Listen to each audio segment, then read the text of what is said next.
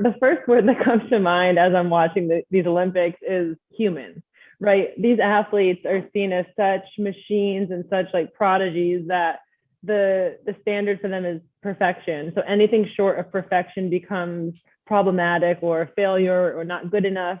And of course, there's so much to talk about in that regard when it comes to athletics and the Olympics because it is the stage. So when I see someone like Michaela like struggling the way that she is, I think what it's doing is just highlighting the humanness of athletes that are sometimes forgotten to be considered human.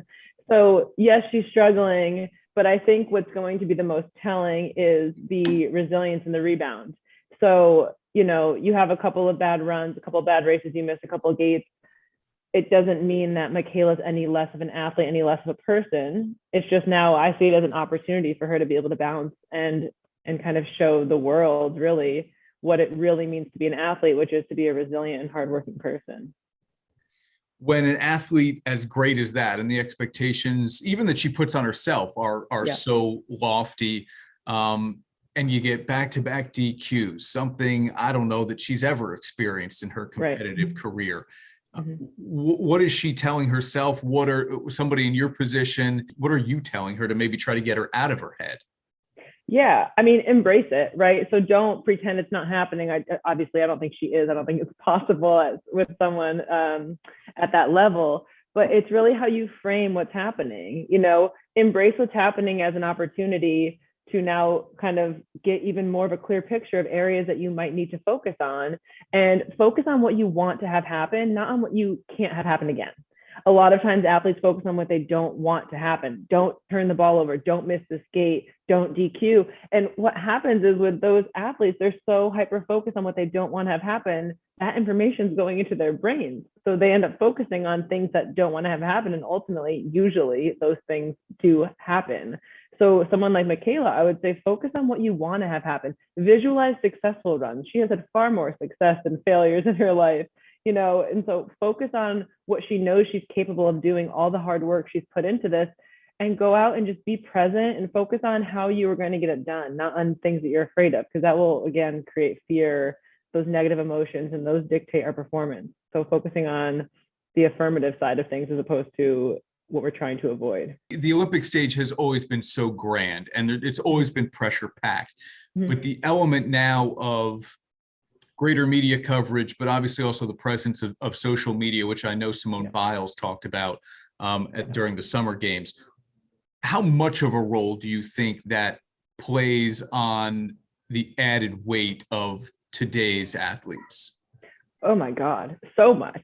It takes a toll on us people who are not Olympic athletes. Do you know what I mean? Like there's eyes on us, fishbowl, and as an athlete at that caliber, what happens is everyone is watching you from all angles, and people make assumptions based on a highlight reel of social media, who you are and what you're supposed to be doing and not doing.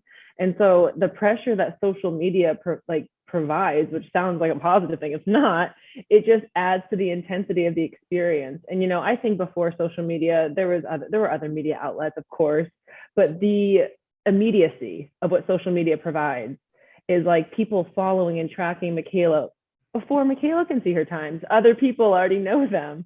And so being able to manage that pressure is so crucial, so challenging, because we can't really escape it. It's everywhere. So I absolutely believe it's a factor.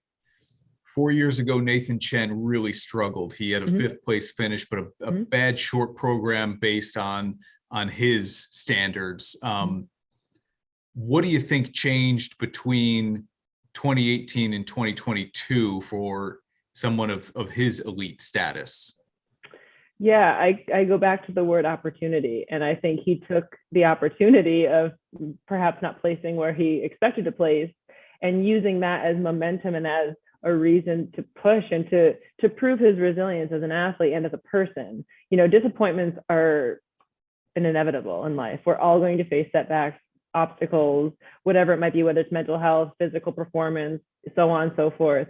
And it's really how we respond to those moments that creates who we are. So for Nathan, he was able to have a challenging situation, and instead of defining himself based on that, shortcoming, he was able to take that moment and use it as data and information for himself to then improve and to come back stronger than ever. The last thing, I'm just curious from your perspective, like you've dealt with plenty of athletes who have struggled with mental moments. I won't even say just mental health, but like where you just have a little bit of a hurdle and you can't get over. When you hear somebody like Michaela say after a race, and I know it's immediately after a race, they shove a microphone in her face and she's got to react to it. But when you hear her say something like, I'm starting to question everything over the last 15 years, what do you read into that? I mean, it feels like great magnitude to me, but as somebody who's dealt with athletes in low moments, what are you hearing when she says that? Well, it tugs at my heartstrings because she's put so much effort and energy into this particular performance of sport. And so to see it not play out as she had hoped, of course, she's going to question things, probably question herself, question her abilities, question the sport. And at the end of the day, after she's out of that emotional state, if she's able to regulate her emotions and then be able to process what happened and kind of be in more of a logical state of mind, I'm sure she's going to recognize, I love the sport. This is a chance for me to kind of tweak and learn even more and get even better than I already am. But I think, hearing someone say something like that, an athlete at that level, it really, for me, indicates just how emotionally invested and how strong like the athletic identity is for an individual to truly see themselves as a skier, period, and to be so emotionally attached again that every little performance impacts mental health. And I've been there as an athlete where, obviously not as an Olympian, but I've been an athlete where a bad performance means a bad day, means a bad week, means I'm mentally in a funk. Like, it happens to every athlete because there's so much dedication and commitment put into it. So I both feel heartbroken for her to hear her say something like that, but I'm also extremely hopeful that she was in an emotional state of mind and that she's going to be able to process that, kind of like reframe her mindset and get back out there and not start fresh, but mentally reset.